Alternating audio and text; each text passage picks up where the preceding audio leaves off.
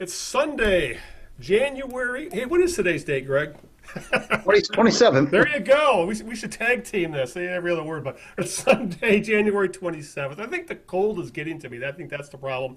Anyway, it's Sunday, January 27th, 2018, Sunday night when we record this. And with all that going on, that means it's time for the Knee Jerks, Historic Sports Talk with Eno and Big Al on the Big Al of the equation. Al Beaton, longtime Detroit-based podcaster, blogger, and man about town. Joining me, as always, is the man who knows a lot of things about a lot of things. He's got a lot of opinions on a lot of things that have been going around in this town, and that would be Greg Eno of the Out of Bounds blog, the Wayne Wheeler blog. He'll tell you where to find all that. Greg, we've had a lot going on in our lives, and we haven't been able to sit down and talk for a while. It's my first chance to say Happy New Year to you.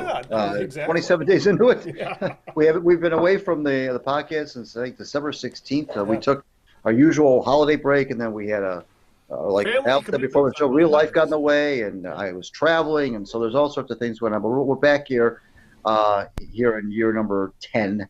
We're starting year number 10. Now we're starting in year. We're in the middle of year number 10, which means we'll have our 10th anniversary this May to start year number 11. I know it's a little confusing, but I can't even keep track of it anymore. It's all I melted know. together. I know.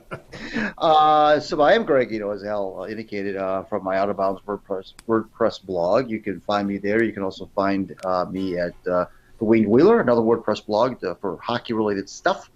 So I'm taking over the interwebs one website at a time. I want to give a plug to our good friend Bob Page. Speaking of podcasts, Al, Bob, and Denny McClain and Eli Zaret have launched a podcast that's called No Filter.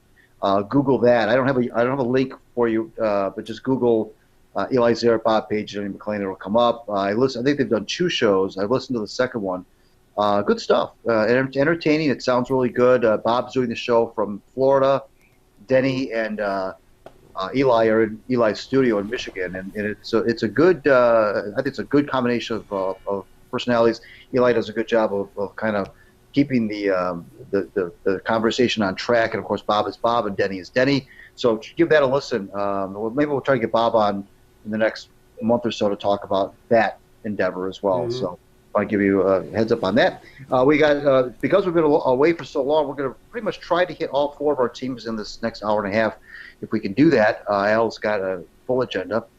But before we do that, Al, why don't you tell everybody how they can find the podcast? As always, go to thekneejerks.net. That'll take you to our podcast homepage, where you'll be able to directly download the show. All the show notes, everything will be there. Of course, we're on iTunes. Just search for the Knee Jerks, Eno and Big Al. Of course, there will be a link in the show notes for that. We are on Stitcher Radio, which is available online pretty much everywhere on your in a browser on your computer. You can get it apps for iOS and through Google Play. And of course, just again, search for the Knee Jerks, Eno and Big Al. Listen to us on Stitcher Radio. Actually, it's a great place for podcasts. That's where I do most of my podcast listening, is through Stitcher. I highly recommend it.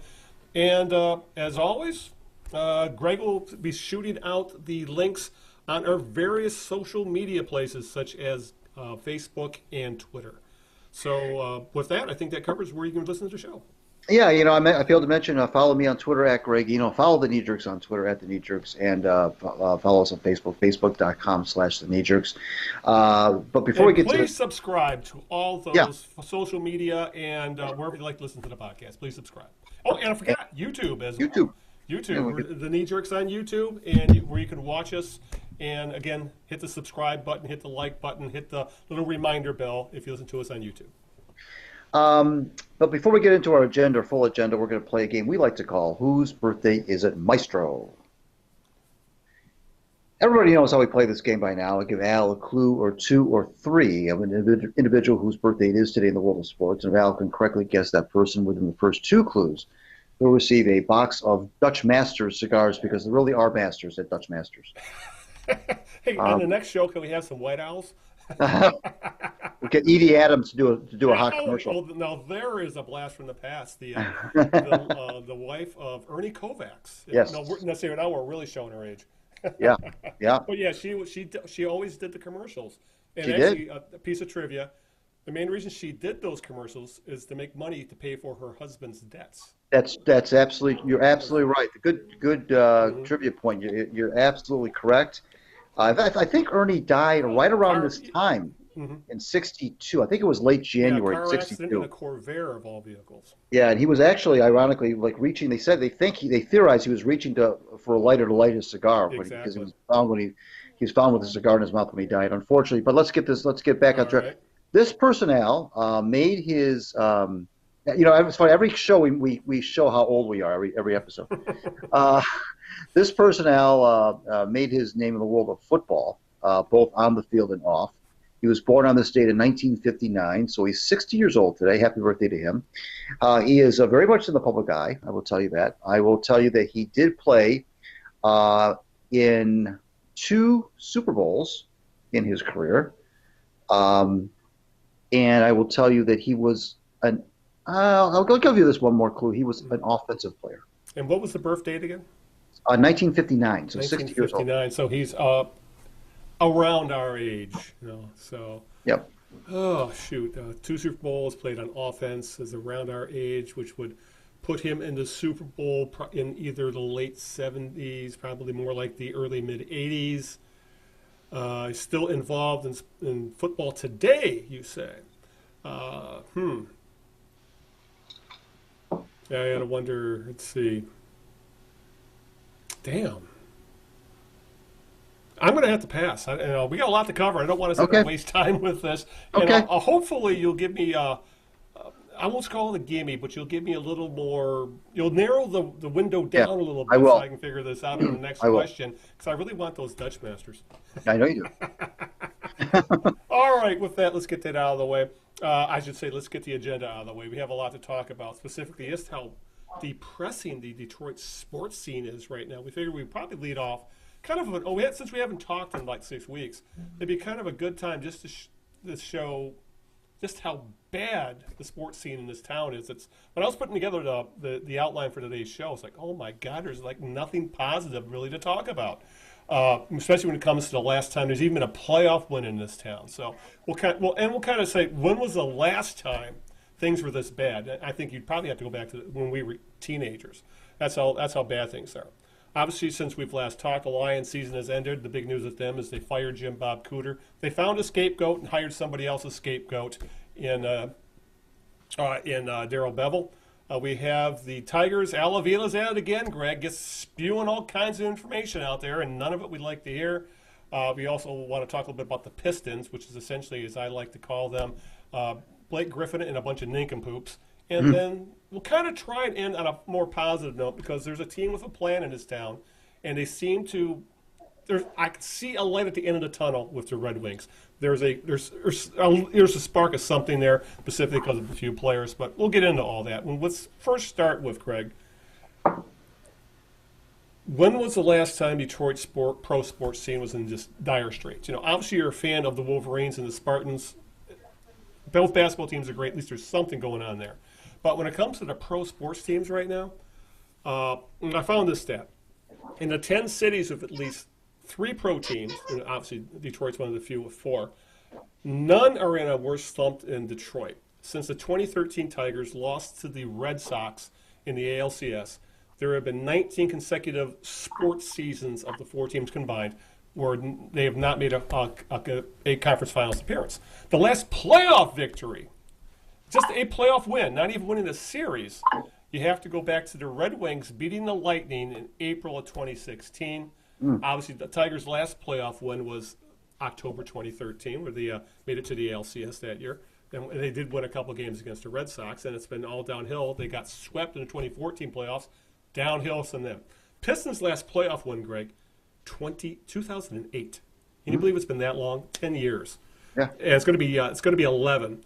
Obviously, they made the playoffs a couple years ago. Got swept 3 years ago. Actually, got swept out. And actually, I forgot that the Pistons got swept out of the playoffs in 2009. So their last 2 playoff appearances, they've been 4-0. Of course, the Lions. Do we even talk about the Lions' last playoff appearance? Was obviously It was the Seattle game 3 years ago. they haven't won in decades a playoff game, and it's really, really awful. And all four of these franchises are broken in one way or another. Either they are just starting a rebuild, they're a few years into a rebuild, or they don't have a clue, or they're the Lions. So the winless streak, playoff streak, does not appear to be immediate danger. And thinking about it, Greg, I think the last time things were really this bad in Detroit sports, we'd probably have to go back to the mid-'70s, probably? Yeah, Mid-late 70s? I wrote a piece a month or two ago, a couple months ago, about just that, the fact that this is like the 70s in Detroit sports. That was a barren wasteland after 72. Yeah, you and I lived through that. It was, if it wasn't for Mark Fidrich in '76, that decade would have been Tigers, and then Mark Fidrich in '76, and that was that was pretty much it. The Lions were completely irrelevant. The Tigers were, you mentioned '72. Then they went through a rebuilding process later. It took over 10 years. When you think and then you had the Pistons, who made the playoffs but never were really a serious. Their golden era of those years when the coach Ray Scott. They would make the playoffs, but then they wouldn't really do anything in the playoffs. Yeah. And then the Red Wings were awful. Yeah, god awful. That was the Dead Wings era.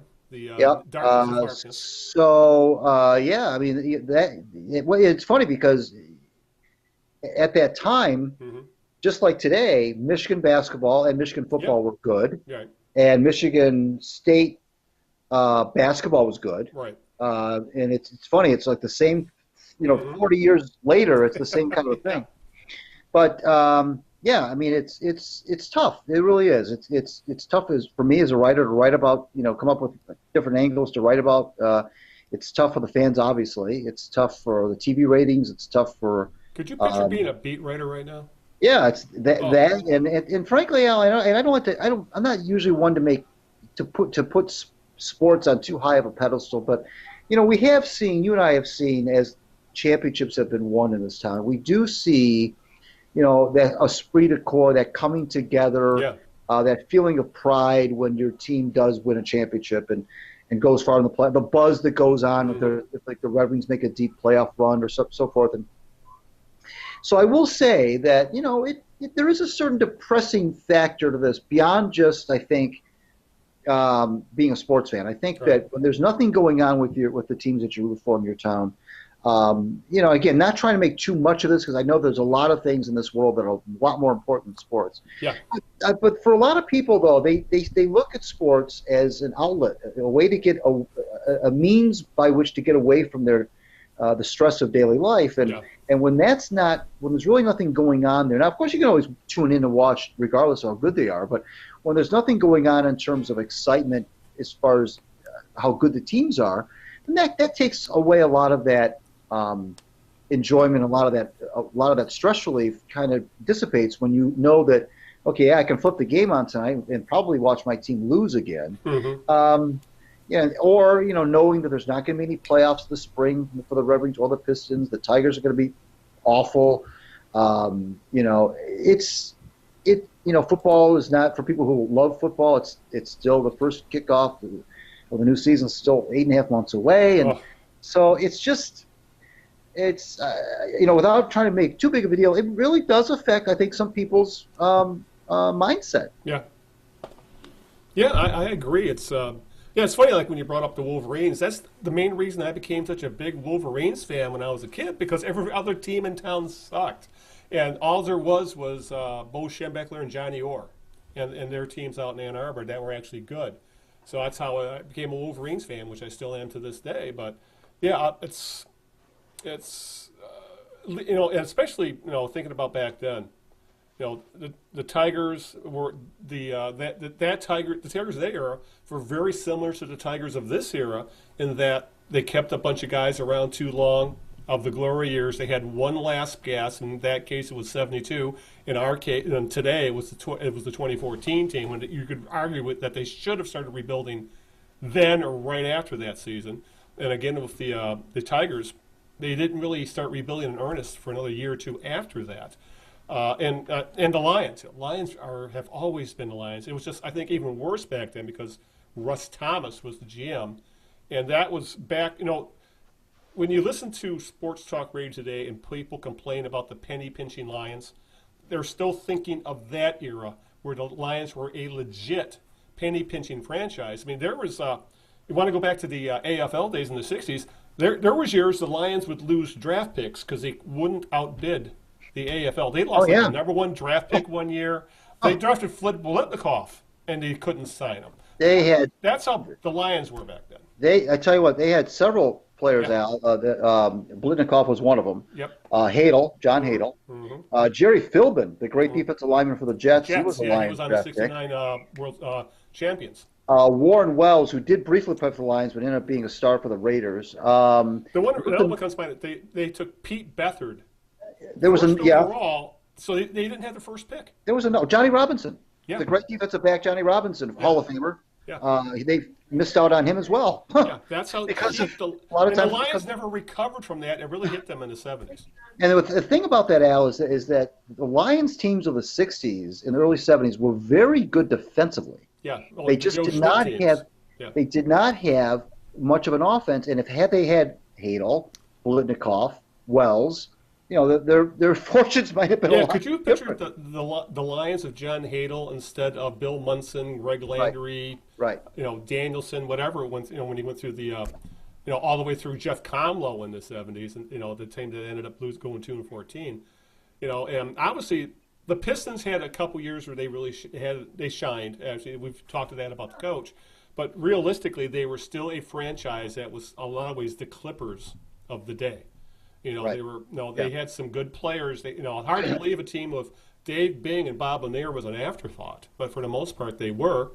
And then obviously the Red Wings were an utter disaster. Between essentially, what was the quote that Gordie Howe said? They treated me like mushrooms. They shoved me in a dark corner and covered me in shit. Yeah, the mushroom treatment. Yeah, the mushroom treatment. And the team went literally downhill from there. Also, I remember one of the most. This is how bad things were in the '70s. I remember one of the most excited I ever got watching a game in the '70s, and we've talked about this on the show before, is the Bill Ahead playoff goal against Atlanta. Where the Wings actually won a playoff series, and I believe it was a 2-out-of-3 series, if I remember right. Yeah. And that was what, maybe 76, maybe something 78, like 78. And I was actually giddy that they won a playoff series. We had Bill Ahead on the show. Yeah, exactly. Yeah. I was absolutely giddy that they actually won a freaking playoff series, 2-out-of-3, and of course they got knocked out immediately afterwards, and then that was it till Jacques Demers came along. So and how about the Pistons? The biggest play in Pistons history for a long time for us was the Chris Ford steal. Yes, Chris Milwaukee. Ford. Yes. Oh my goodness! We're talking like first round games that we're talking about here. Right. And not even sniffing conference titles, division titles, anything like that. Right. The mostly is like wild card stuff, or they get in. They don't have home field or home court, home ice. Right. And it's like, oh my God. And unfortunately, it really looks like, Greg, we're going to be into a very similar drought because now obviously, even though the Lions were 6-10, I think in a lot of ways in the NFL, if you manage things right, you can bounce back pretty quickly. We've seen lots of worst to first, so to speak, in the NFL, and the Lions do have some talent there, so they could bounce back, and they are probably the closest to giving us anything near a playoff win. But when you look at the other three franchises, Al Avila is at Tiger Fest saying, essentially saying, don't buy tickets for the next 3 years. You got the Red Wings, who are, again, they're at the bottom of the standings. They're only, I think, 2 or 3 points out of the worst record in the NHL. But at the very least, you can start seeing a core forming there, but they're still awful. And the Pistons are an absolute, well, we'll talk about it, how much of a mess that mismatched roster is right now. And honestly, do you see any of these teams maybe giving us even a playoff victory in the next, by 2025? It's hard to see. It's sometimes you can kind of get a feel for which team you think or teams you think are going to be the next ones that are going to achieve greatness. And there were times where there have been times in the past couple of years where I said, oh, maybe it's the Pistons. Yeah. No, believe it or not, maybe it might be the Lions. No, maybe it'll be the Red Wings. And right now, I don't know. If you ran a poll right now, maybe somebody has already done it, and I'm not aware of it. But if you ran a poll of the fan base and say, hey, which of the four teams do you? Not even so much a championship, because that's those are tough to pick. But which of the four teams? Contenders. Right. Which of the four teams do you think the fan base will allow the fan base to hitch a ride onto? Yeah. And I don't know. I mean, I think you'd get a lot of different opinions on it. I think that chart would be pretty much almost 25% each one, because you can make maybe not for the Tigers would probably get the least amount of votes. Right. But the other three, not so much because they are on the verge, but because the three of them are kind of in that. I think the same kind of scenario where they could, with a little luck, could accelerate a little bit faster. The Tigers are just stuck in the mud right now. But the other three, I think, could, if a break turned their way here or there, you could make a case that they could be the next ones that you could get excited about. But regardless, that's purely speculation. And it, just as it could go positive one way, Al, it could go negative as well with those teams. Right. Yeah. And when we're talking like every single thing needs to go right for a team, and they can't have debilitating injuries. They have to hit on several surprise draft picks, and and they need to have career years or bounce back years. That's asking an awful lot to become competitive, which is why it's hard to see any of these teams really being able to pull it off, except maybe the Lions. But I am not very encouraged about what we saw from them last year and Matt Patricia. I guess that would be a good way to segue into what's going on with the Lions, because we really haven't had a chance to talk about them since the season ended. And obviously they made the biggest news they made, other than Bob Quinn actually talking, which I find absolutely. I'm still flabbergasted the guy only talks like twice a year. But we've talked about that. But regardless of that, the only other news they made, other than Bob Quinn saying we need to put weapons around Matt Stafford. Matt Stafford's going to be our quarterback, and Matt Patricia's going to be our head coach, and we're going to do better, is that they found a scapegoat, and that would be Jim Bob Cooter. And you can call him a scapegoat and also say he deserved to be fired. I think both of those fit. Yeah, right. Yeah, exactly. And, because the offense really was, as much as the defense, you could see signs the defense was improving, the offense took a monstrous several steps backward. So Jim Bob Cooter hit the road. He'll probably land on his feet as a quarterback's coach somewhere. And after a search where you had no idea who was going to be involved in this, a name that no one mentioned, none of the NFL pundits or beat writers mentioned, Darrell Bevell, who had been out of football for a year after himself being scapegoated by a team, in his case the Seattle Seahawks, was hired as the new OC. And that was, again, the selling point the Lions are giving us with him is that he runs a more balanced offense. He can have an offense that can throw the ball, because he's been he had some very successful years as the OC with Brett Favre, specifically in Minnesota. And then also in Seattle, he had a running attack helped by the legs of Russell Wilson and, of course, Marshawn Lynch. Oh, and let's not forget in Minnesota, he had Adrian Peterson in his prime. But that's essentially his calling card, balanced offense. He'll be able to make use of both Matthew Stafford and Kerryon Johnson. I mean, right now I can understand the attraction to Darrell Bevell. And I guess another thing is that another thing I saw brought up was that Patricia liked Bevell because he had trouble scheming against Bevell. So I could understand why the Lions were interested in him, but at this point, this team does not get the benefit of the doubt from me in any decision they make at this time. So I'm not going to go in and say, yes, this is the guy's going to get him over the hump, or yes, things are about to change. Of course, when it comes to the Lions, it's always show me. I've been burned so many times by this team. I'm not going to get excited over the hiring of an offensive coordinator, especially seeing how Matt Patricia essentially, locks down that offense, and he wants it run so conservatively that you could fall asleep during a game. That's how boring that offense was. So, any thoughts on this hiring? You can see what the Lions are trying to do here. Well, you talked about, and first of all, we predicted this. Not that it was hard to predict this. That Jim Bob Cooter would be like, go. Yeah. But we did see that coming. I think the whole city saw that one coming, and I think you make a good point when you say that he could make a case for him being a scapegoat and to be fired. Yeah. But then we talked at length about Bob Quinn not talking, and why haven't they put Darrell Bevell up to meet the media yet? Why haven't they introduced him?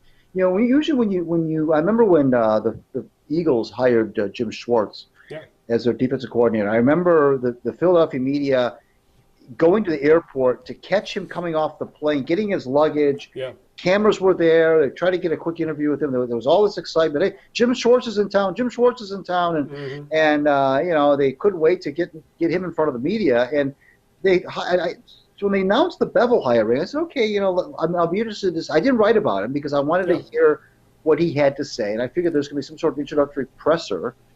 And here we are now, 2 weeks. Yeah, about 2 weeks. About 2 weeks since we made the hire, and nothing. Nothing. I mean, the Senior Bowl is. I mean, the Senior Bowl thing is come and gone. The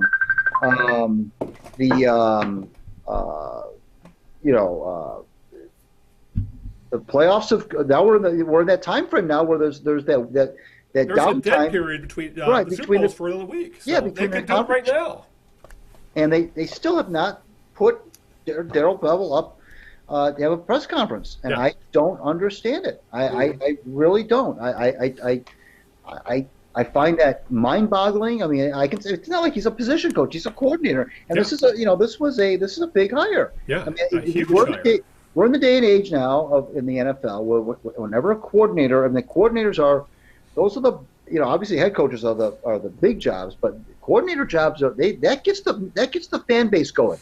Yeah. That's a conversation starter. It's something to talk about around the water cooler. Gets the fans excited. Yeah, and the fan base needs it. It's this one. It'll get chatter going, whether you think it's a good hire, you don't think it's a good hire, or people going against each other, debating whether it was a good hire. Regardless, it gets the fan base going, and why they haven't put and all we've seen are in the media, because that's all the media is able to get are these other people talking about Darrell Bevell. Yes. And these stories about his old coaches and I don't get it. I don't understand. And the other thing I don't get, Al, is why nobody in the media has said, why can't we talk to Darrell Bevell? Yeah. So the media, to me, they get. I feel for them at times, but I also think they're their own worst enemies if they don't stick up for themselves. Nobody ever says, we want to talk to Darrell Bevell. Why is I want to open up the Free Press or the Detroit News website one day and see headline. Why can't we talk to Darrell Bevell? Or where's Darrell Bevell? Or something and like if you don't want it to be a beat writer, a columnist could easily do it. Yeah, right. I don't understand why he's not. Because I don't know if you're not going to do it now. I don't know when you would do it. When is this guy going to talk to? He was not in Mobile, Alabama, by the way. Oh, really? He was not there. I don't know where he was, but he wasn't there. Why? At what point is he going to talk to the press about what he's going to do on offense? Yeah.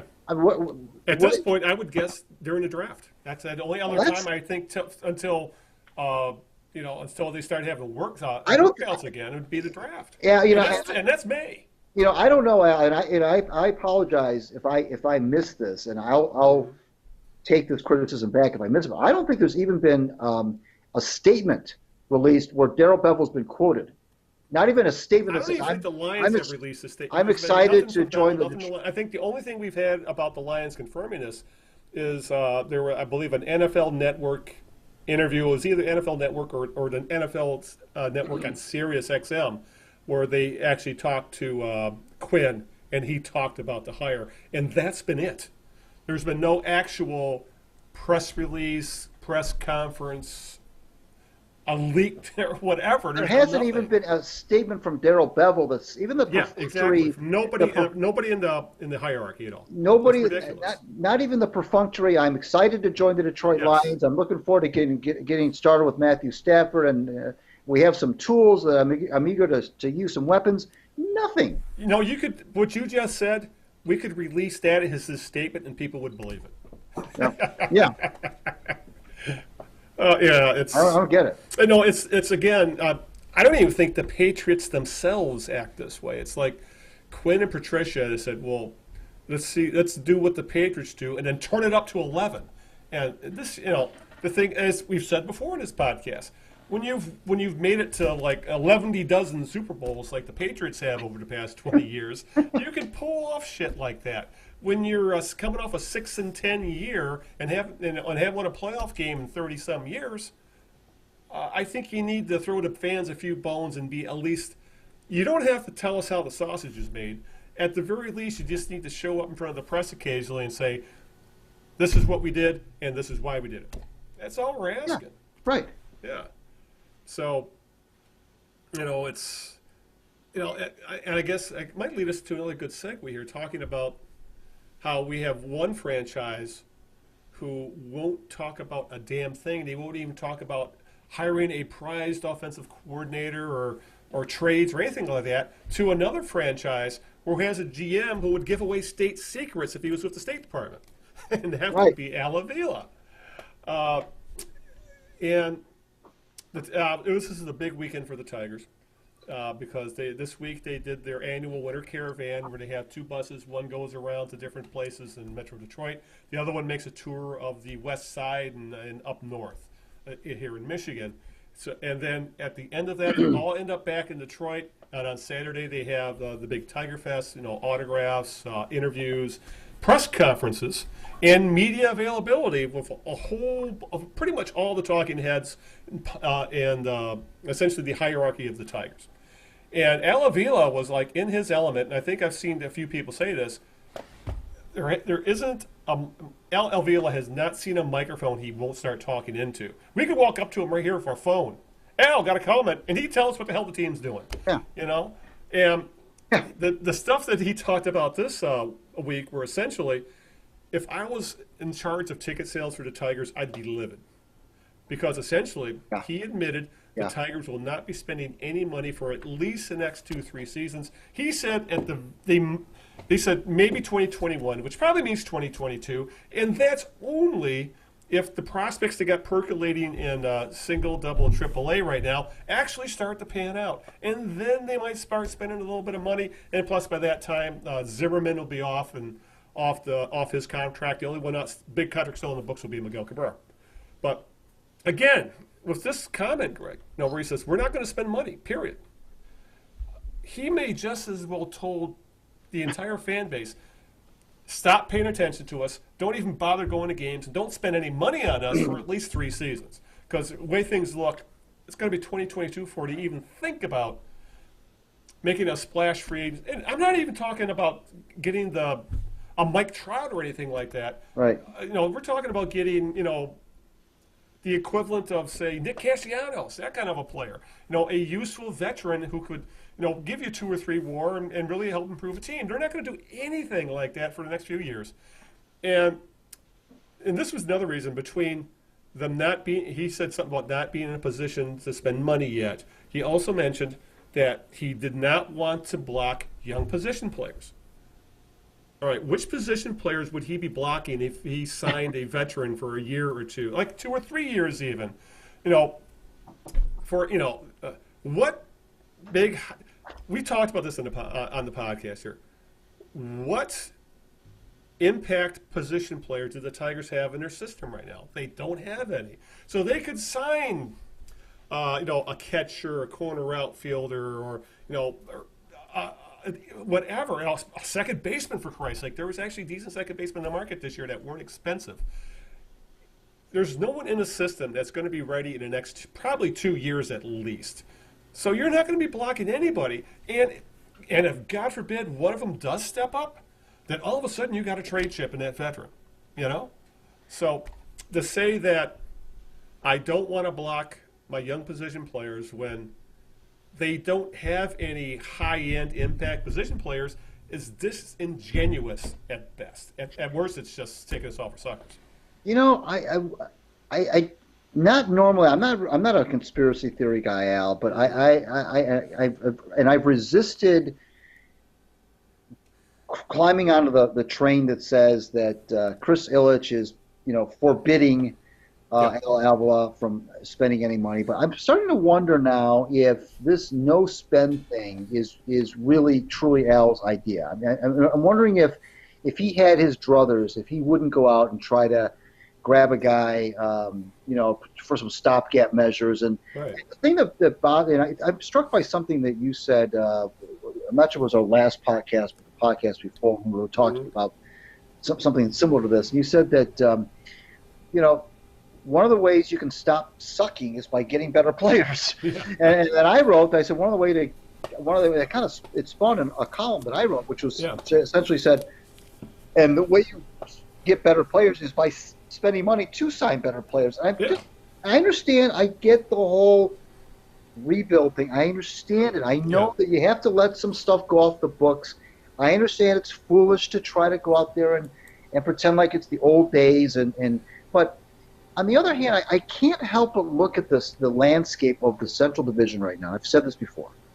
You have an Indians team, which I think is, I wouldn't say ripe for the picking, but I don't think they're not the Houston Astros. They're not they're not the greatest thing since sliced bread. They're the best team in a lousy division. Is what they are. Well, they're kind of fraying at the edges right now, the Indians. But then you look at it's not even about the Indians. You look at the Twins and the Royals and the White Sox. Are there any of those teams that make you think that the Tigers are so below them that there's no way? Why are we even talking about trying to catch those teams? Yeah. It's not like they're in the AL East where you're looking at the Red Sox and the Yankees and the Blue Jays and the Rays and say, I can see why the Tigers wouldn't want to spend any money. Right. But you look at the division that they're in, which is filled with teams that are just like them. Yep. I mean, they're exactly like they are, untalented, young, going through painful rebuilds. The White Sox are at least the White Sox are talking about spending some money. Now, whether or not they do, I don't know. They're still being linked to Machado. Yeah. But I mean, I would hate for the Tigers to sit here and fiddle while that division is burning. Yeah. There's a chance for them to accelerate, and maybe, if you might be able to convince. I went back to the whole Pudge Rodriguez thing. One of the reasons the Pudge came to Detroit, he said, was because he looked at the division, at the landscape of the division at the time, and thought, well, you know what? I think this division is a division that if I sign with the Tigers and we got a couple more pieces, we can make a move in the division sooner rather than later. Well, he was right. Yep. Now, whether or not that was indeed the main impetus, I don't know, but he did say that, or at least his agent said he said that. Boris said he said that. And lo and behold, that's exactly what happened. Yeah. So I wonder if you took a different tack. I know it would almost be at this point almost be considered like a 180 pivot. But if you were to take a different tack and say, and talk to some players and say, look at our division, look at our division.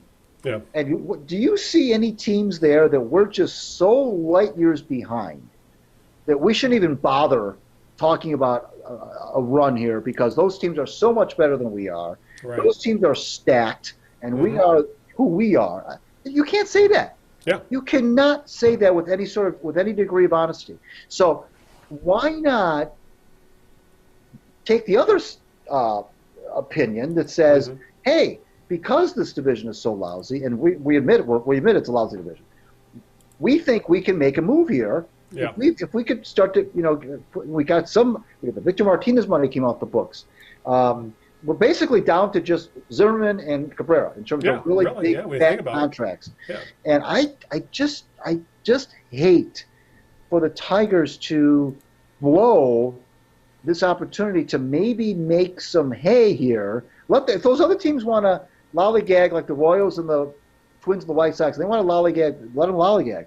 But why can't the Tigers I had a mini debate about this on Facebook in one of the Tigers fan clubs, and I said, look, the person I was debating with said, well, geez, Tigers fans seem to think they're immune to a rebuild, and they're kind of inferring that the Tigers have been spoiled, fans have been spoiled. I said, wait a minute, hold on.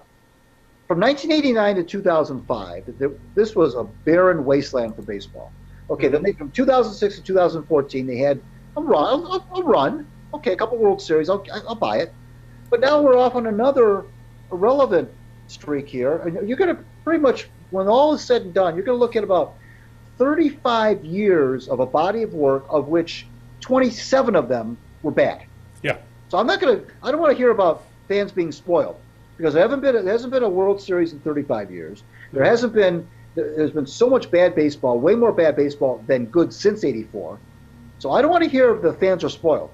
And I don't want to hear that they feel like they're immune to a rebuild. I don't think the fans believe they're immune to one. I think they're hearing their team basically say, like you said, don't bother, don't even bother showing up to the ballpark, because we're not going to put a product on the field that's going to be worth you paying $25 to park, $10 for a beer, God knows how much for a ticket. Be out till 11 o'clock at night, come home at midnight. I mean, I'm with you. I mean, I love how Al Avila is, he's the anti-Bob Quinn. Right. But when sometimes that's what you get when you are an Al Avila, is you'll say things that you probably shouldn't say. Mm-hmm. Yeah, it's, as we're talking about this, I guess this should lead us into. Are you on mute? Oh, yes, I am.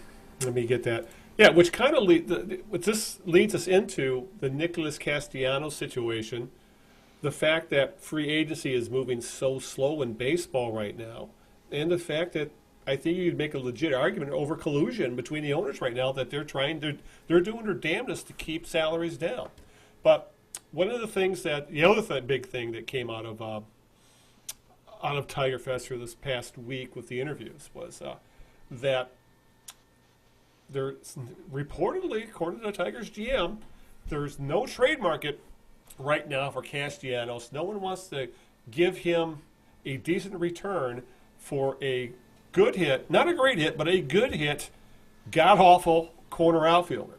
And we're talking, Castellanos is considered, maybe he should be a DH at this point. He is one of the worst outfielders in baseball. He was one of the worst defensive third basemen when he played over at third base as well. So essentially, he's a poor man's J.D. Martinez, because J.D. Martinez has an MVP level bat, and I think he's below average as an outfielder. I think you can make the case that Castellanos is worse than Martinez as an outfielder. So, but Avila at this point says, well, there's no market for him. Castellanos' agent came out this week saying his client wants a trade because the Tigers are obviously making. They're not. He wants to go someplace and win. The Tigers are at least 2 to 3 years away from even sniffing wins, and he would prefer the team trade him before spring training. But that leads us into who's going to trade for Castellanos when Bryce Harper's still out there, and the teams that are looking for a corner outfielder are going to say, okay, what's Harper going to do? And then we might make a decision on going for Castellanos. If you read today's papers, Lynn Henning made a case for, well, let's be patient. Castellanos will just have to hit the cover off the ball, and there will be takers at the trade deadline. And then they'll probably still get, in my opinion, a worse return than they did for J.D. Martinez, because he's still not the player J.D. Martinez is. So the Tigers have a couple decisions to make here, Greg. Do they just take, pennies on the dollar for Castellanos, because he's obviously a player that wants out, and I wouldn't say give him away, but get a package of just wild card prospects for him. They could just let him go to free agency, make a qualifying offer, which would mean that he would get a 1 year. They would offer a 1 year contract that, if he signed, he would get approximately $19 million a year, because a qualifying offer means you get salary, I think it's an average salary of the top 25 players in baseball, and no one thinks Nick Castellanos is worth $19 million a year. But if they do that and he doesn't take it, but if I'm Castellanos, I take it regardless, they would get a draft pick. Otherwise, they just let him walk for nothing. That's pretty much your options at this point. So, obviously, I can see where Henning's coming from. We're saying the best for everyone is just for Castellanos to hit the cover off the ball, and he might be a market for him. But this really, with the stuff Avila's been saying that, we're not in win now mode. We're just starting. We're not even in. They're still planning on losing a lot of games, and a guy like Castellanos has seen enough and he wants out. That really kind of puts the Tigers between a rock and a hard place because all the other teams in Major League Baseball know what the hell's going on, and they're going to lowball Avila. So this, Right. I don't know what. At this point, you're going to probably end up with a pissed-off outfielder, even though Castellanos has never really shown any sign of being nothing but a good soldier. He said all the right things, and I'm sure he'll play hard, but you have to know he's probably counting the days till he's able to get out of this town and either get traded or apply for free agency. So, again, the Tigers have found themselves between a rock and a hard place between having the type of player that teams really don't care to have anymore in a changing market. And the Tigers seem to have been caught in this. It seems like as soon as they decided to rebuild, the entire zeitgeist of baseball changed to where expensive veterans don't have any value anymore, and that's screwed the Tigers. Yep, it is a changing market, and I'm not going to make a big deal about Machado and Bryce Harper not being signed yet because nobody thought those guys would be signed much before now anyway. I mean, when you have those kind of transcending players who are going to be making gobs and gobs of money, it's not unusual for those types of players to wait this long to determine where they're going to play. Right. Spring training will be starting in a few weeks, and I'm sure that that's when we'll start to get a better feel for where those guys are going. But when it comes to guys like Castellanos, who are certainly a tier or two below those other players, the market has changed, and you'll make even Machado and Harper. I mean, they may not get as many offers as they think they might get, but they'll get signed. But a guy like Castellanos is, it's not. He's not the kind of player that is necessarily going to be a difference maker. He's a player that could be a nice piece to a puzzle. Right. He could be a nice player to add to an already potent lineup, or maybe but you gotta be careful about that, Al, because with the defensive metrics the way they are now and so forth, teams are starting to pay more attention to that, and it's not his fault because he came up as an infielder, third base, and they moved him to left field briefly. Moved him back to third base. Now they put him out to right field. They even talked about putting him at first base. First base, yeah. So I mean, you gotta. I feel sorry for the guy in that regard. They keep bouncing him around the diamond, and it's not really anything that he's doing wrong. He was trying like mad to be a good third baseman. Brad Ausmus was always taking him out in the eighth or ninth inning for deep, which didn't do anything for his confidence, by the way. Mm-hmm. And so I don't understand. I probably partially don't understand what they've done to Castellanos, but I also do understand why other teams around the big leagues would not be falling all over themselves to trade for him now, when they could possibly. First of all, they may. The way things work anymore is that when you come closer to that July 31st interleague trading deadline, things could change. Of course, you could have between now and then. You may lose a player to injury, or somebody may have a bad year that you weren't expecting to having a bad year. Somebody might have an injury-prone year, or something of that nature, and it changes your priorities for the second half of the season. I can see at that point that a team may say, we really could use an extra bat to get us to the last 3 months of the year. Yeah. And here's a guy, a kid who could help us, even though he's going to be a free agent, maybe as a rental. But I don't know why you would trade for him now without the thought that you would sign him for a long, almost immediately sign him to a long-term extension. He's just not that. Again, he's not that kind of player yet. Although he's trending upward to a degree offensively, right? But because of his defensive liabilities, he's not the kind of player that right now. I can see why teams right now would not want to trade for him.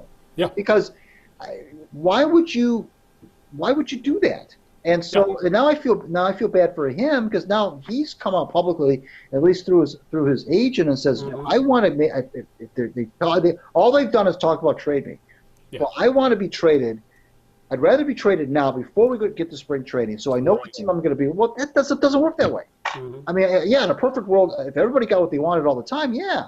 But it's not going to happen. I can guarantee you Nicholas Castellanos is not going to be traded between now and the beginning of spring training, number one. And he may not be traded between now and July 31st, and he may not be traded at all, frankly. Yeah. He may end up the year may play out, and he'll either re-sign with the Tigers or he'll sign as a free agent somewhere. This whole trade jazz, I think it's just a bunch of wasted air. I don't think he's going to be traded at all. Yeah, and he has no leverage. Realistically, he doesn't really have a lot of leverage right now either. Right. I want to be traded. Okay, we heard you. And we'll see you at spring training. Right. That's essentially what it is. But yeah, the players of his skill set, I won't say are a dime a dozen because he does have a legit big league bat. Yeah. But he's not the straw that stirs the drink. You exactly called it. Teams are looking for more well-rounded players now. Essentially, with his glove, you can already write off pretty much almost all the National League teams right there, because I think any team that looks at him sees DH, just because he's so bad with the glove. So essentially, you're trading with a handful of American League teams, and then you're likely just trading with teams that think they have a chance to win, which then narrows that down even more because the way baseball's going right now, it seems like 3/4 of the league is either actively tanking or getting ready to tank. Right. And there's maybe, 12 teams that think they might be able to make the playoffs or something like that? Yeah. And making a run? And legitimately there's how many? Maybe 6 teams that could win a World Series right now? And the rest of them are either, there's like a small tier thinking we can get to the playoffs. And then there's a huge tier of teams saying, we're just going to start cutting payroll and hope we hit in the draft, and we'll go from there. And that's where the Tigers are with about 10, 12 other teams right now. This is not the right time to be tanking because everybody else is doing the same damn thing. Right. Which leads to maybe the Tigers would be better off zagging when everybody else is zigging. Because look at some of the guys that are unsigned right now. Dallas Keuchel, Craig Kimbrell, Marwin Gonzalez. Right there, you can plug him at second base for a couple years, 2-3 years, you'd be all set. Yeah. A couple guys signed short-term, relatively cheap contracts. You don't think Nelson Cruz would look really nice batting fourth with the Tigers as a DH? He signed for 1 year in Minnesota. Michael Brantley, 2-year contract. He would look great in the Tigers outfit. He did sign of Houston, but still only a 2-year contract at fairly reasonable money. Most of these, guys in the next tier or two down from obviously Machado and Harper are not getting aren't getting these long-term contracts anymore. Most of these deals are 1, 2, and 3 years. A couple guys got 4, but Mike Moustakas is out there. Don't tell me you couldn't give Mike Moustakas on a year or 2 deal, stick him at first base somewhere, and say, and it'd be fine, and and you can shuffle things around. There's some good players out there you could get on a reasonable deal, and you still would not be. You could actually be somewhat competitive and maybe either win some games, or if things don't pan out, some of these guys, if they play well, would be flippable chips because you would have them on short contracts at reasonable money.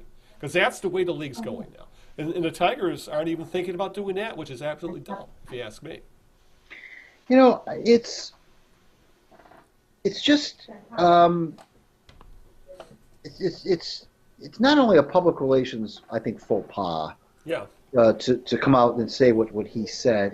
I just think from a baseball perspective, Yeah. I don't know, Al, that you have to wait until every single. I don't know until you completely demolish the team, totally uh, all the way to the ground before you start to build it back up again. I don't know why you can't kind of do it on the fly, like the Yankees Yeah. did it. Other teams have they've dipped a little bit, just slightly, but then they've retooled. Now, granted, those teams have had players come through the system that have been Right. very good, but I don't know that you have to totally go all the way to the depths of 105 losses before you even think about, Yeah. getting some help from outside the organization. And let's face it, you mentioned that the early '70s Tigers about how they waited too long to Right. to do their well. Part of that was because they drafted so poor. They had such a bad minor league system in the '60s and '70s, so bad. They had very little. And that's why that '68 core got old and Yeah. fell apart, because they didn't have anybody that was behind them. There Yeah. were no players that came up through the system that they kind of blended in with that, kind of slowly weaned those other players out. The Tigers just burned those players to the ground. I mean, Danny Meyer was supposed to be the next big thing. yeah, and they didn't. There wasn't really any help in the minor leagues until you Yeah. got the core of the '84 team that came up in the late '70s. Right. So there was that period of time where they were just trying to put these Band-Aids, Yeah. and they had lousy, the Reggie Sanderses of the world, the Marvin Lanes, and Yeah. guys that just weren't good. And Yeah. then so that's what happened there. Now we're in kind of a similar situation here, where there aren't really any. I know that you could talk about Kristen Stewart, you could talk about maybe a couple other guys, but there really isn't. You mentioned it a few minutes ago, not a few minutes ago, way at the beginning of the discussion when you talked Yeah. about blocking position players, and you're right on the money. Yeah. There really isn't anybody that is really getting this town excited.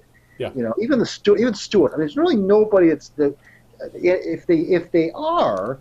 Those players are down in Erie. They're still 2-3 years away, and frankly, they're still crapshoots. I mean, Yeah. there's really nobody. There's no Trout coming through. That's a can't miss. There's nobody who's a can't miss.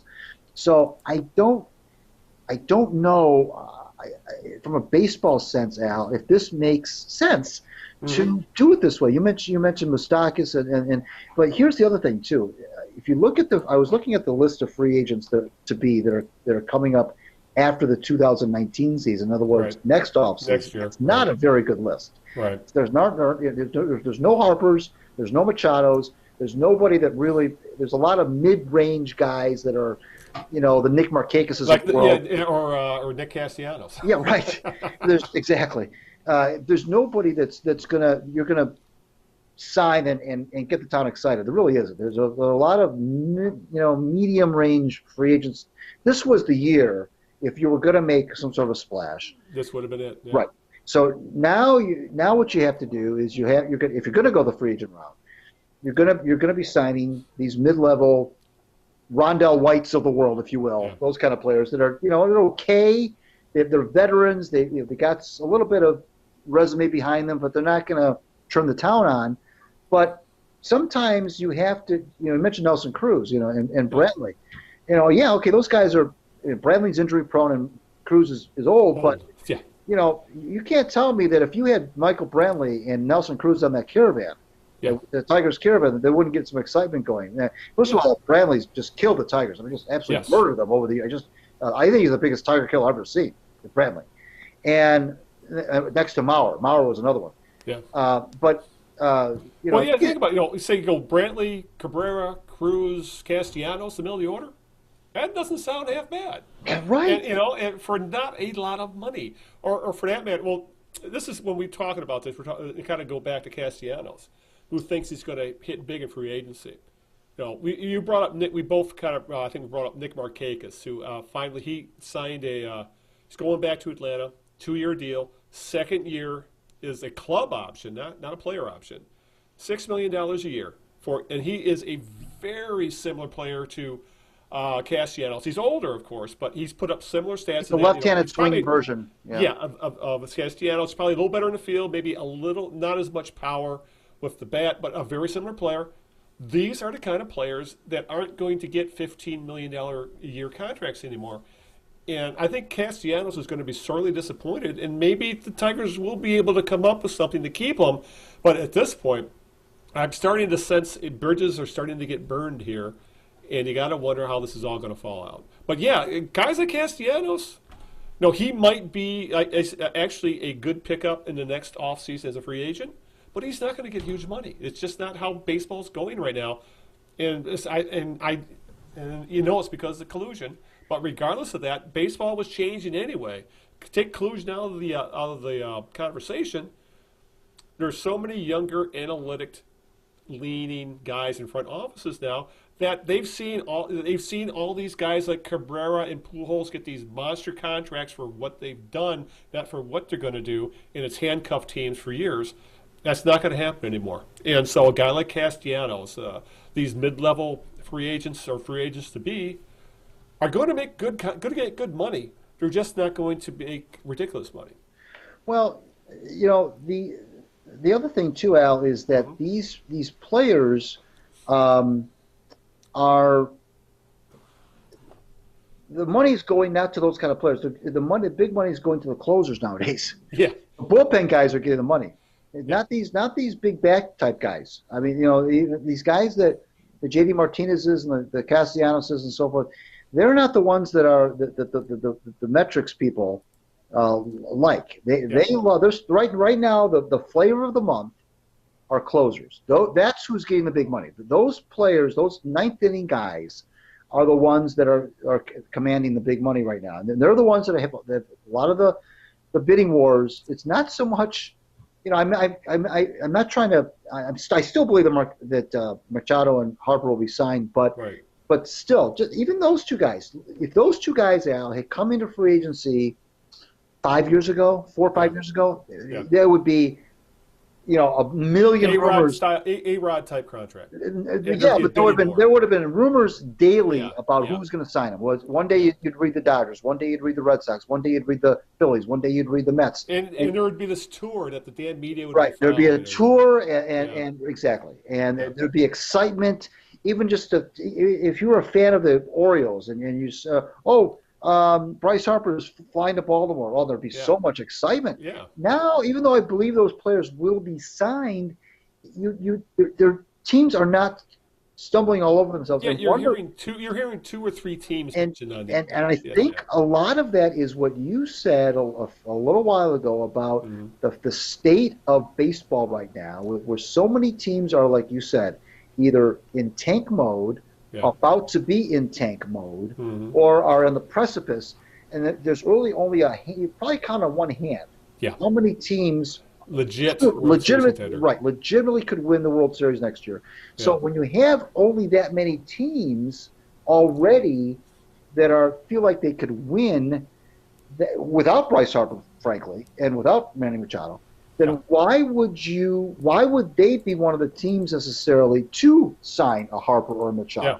Yeah. So it doesn't surprise. I mean, they will be signed. Somebody will sign it, but it's probably going to be a team that's either in that upper echelon or a team because there's that we talk about it in the political landscape about how the shrinking middle class. Well, in baseball, like a Washington Nationals type team. Baseball, baseball, Al, has a shrinking middle class. Yeah, there's the haves and there's the have-nots, and then there's this little strip of right here of the middle class. Like the Nationals, the Cardinals, like a handful of other teams. Right. And other than that, yeah, you're right. And everybody else is either way above that, World Series contender, or not even close. Not even close. So that's why you haven't seen the tours. You haven't seen the daily rumors about who's going to sign these guys. The only team that's been kind of that trendy outside the box pick is the White Sox. White Sox, yeah. They've been like the wild card in this whole thing when it comes to Machado. Yeah. They haven't been in on Harper, but on the Machado thing, they've been the one team where you kind of go, huh. And it makes sense because they think their rebuild is almost over. At least that's what they're thinking. Closer to contending than they are. Exactly. Right. Yeah, and it's funny when you brought up closers is that what the Tigers should be doing right now? You know what players seem to be the best trade chips at the trade deadline? relief pitchers. They should be signing every goddamn relief pitcher they could find and hope that a few of them, because you know what the best trade Avila's made involved Justin Wilson? a relief pitcher. Yeah, Justin Wilson. And the Cubs vastly overpaid to get him. And obviously, as we've always said, relievers are mercurial. You don't know what they're going to do from year to year. Right. And Wilson has never done with the Cubs what he did. Yeah. And Wilson's never done with the Cubs what he did with the Tigers, where he was lights out with the Tigers. He's become hittable again. And the Tigers have been on the opposite end of that. Yeah, exactly. When they traded to get Joaquin Soria. Exactly. It was not very good. He was not very good for the Tigers. Yeah, so we should be running the team, Greg. All right, before we move on to the other two sucky teams in this town, let's get to the second question of the birthday game. Okay, this person was a player and is now very much still in the public eye in the world of football. He's 60 years old today. He played in 2 Super Bowls. He was an offensive player. He played for a team in Ohio, I will tell you that. And he is a multiple, I didn't know how many he won, multiple Emmy winner in sports. A multiple Emmy? Yes. Emmy winner. So he played in Ohio. As a broadcaster. Okay. Boomer Esiason. No, but good. That's a good guess. That's an excellent guess. It's in that same era. I thought I had it. And it's for that same team, by the way. Oh, okay. I already know who it is. We don't have to ask. It's probably Chris Collinsworth. It is Chris Collinsworth. Yeah. Same team, and they're both in the media. They both on national television, and damn it. Yep. And they both played most of the roles. No Dust Masters for me, but maybe you can cut me a little slack and give me a white owl. All right, so go ahead and give me the spiel to finish off our birthday game. Collinsworth indeed is our guy. And actually, he was a damn good player. People don't remember. Yeah, he was. He was a good receiver. He played at Florida. He was a pretty good receiver for the Bengals. Only played for 8 years, but he was. I mean, he was in Super Bowl 16 as a rookie, and then it's funny. He bookended his career. He came in as a rookie and went to the Super Bowl. His last year as an active player, they went to the Super Bowl. Unfortunately, they lost both times, but both times to the 49ers, actually. Yeah. And so both times to late comebacks by the quarterbacks. Kind of. Well, not really. It's 6-16, but both times to Joe Montana. So anyway, that was Collinsworth, who's won, it says here, 15 Sports Emmy Awards. I didn't know that. That's a lot. I had no idea either. A pretty good broadcaster, I think. And you're right. Right now, there's Tony Romo, Chris Collinsworth, maybe Chris Spielman, and then everybody else. Yeah, he was a 3-time Pro Bowler and a 3-time second-team All-Pro. Yeah. And so, he had a pretty good pro career. He had a pretty good pro career that people forget about that when you think about it. It's been, God, when did he retire? It would have been... Well, 88. He retired. Yeah, that's right. For the last 30 years old. He wasn't even 30 years old yet. Yeah. All right. With God damn it, I'm missing out on those cigars. Oh, well, I'll live. All right. Let's. I think we need to talk about, since we've talked about a team that could bounce back in the Lions. We've talked about a team that is essentially in midst of their tank and probably have not reached rock bottom in the Lions. Now we need to talk about a team that needs to make a decision. Is it time to cut bait on the roster they have now, or try to do something desperate to make the playoffs? And that would be the Detroit Pistons. And if you've been watching any Pistons games at all recently, it's essentially the Pistons are around, I think, 5 games under 500 right now. If they didn't have Blake Griffin, they would probably have the worst damn record in the league at this point. I'm just saying in a vacuum, because if they didn't have Blake Griffin, they'd still have Tobias Harris, blah, blah, blah. But let's be that as it may, Blake Griffin has carried this team, has kept them, at least on the kept them sniffing a playoff spot. They're, I think, 2 games out of the 8th seed right now. So, and as I put in the show notes, this team has evolved into Blake Griffin, who is playing at an all-NBA level, and then a bunch of nincompoops. Griffin's having a career season. He's going to make the All-Star game. He's probably going to end up 2nd or 3rd team All-NBA.